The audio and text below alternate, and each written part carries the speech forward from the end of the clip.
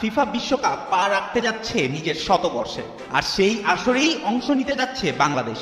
বিশ্ব ফুটবলের সবচেয়ে বড় মঞ্চে বল নিয়ে ছুটবে লাল সবুজের প্রতিনিধি জামাল ভুঁইয়ারা।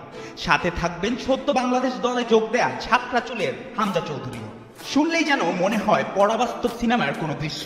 তবে এমনই এক তালিকা প্রকাশ করেছে আমেরিকার জনপ্রিয় স্পোর্টস প্ল্যাটফর্ম ফক্স সকার।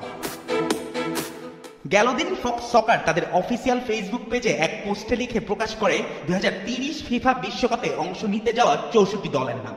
সেখানে জায়গা করে নিয়েছে বাংলাদেশও। ফক্স স্পোর্টস ক্যাপশনে লিখেছে যে তারা চ্যাট জিপিটিকে বলেছিল যদি ফিফা বিশ্বকাপ 2030-এ 64 দল অংশ নেয় তাহলে সেই দলগুলোর সম্ভাব্য তালিকা কি হতে পারে। যে তালিকায় বাংলাদেশি ফুটবল সমর্থকদের জন্য সবচেয়ে বড় চমক বাংলাদেশের নাম, যেখানে 64 দলের মধ্যে ফিফা র্যাঙ্কিং এর দিক দিয়ে সবচেয়ে পিছিয়ে বাংলাদেশ রয়েছে র্যাঙ্কিং এ 185-তে।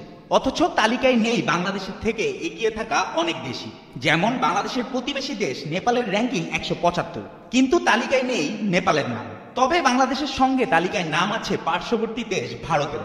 ভারত আছে ফিফা র্যাঙ্কিং এর 126-এ।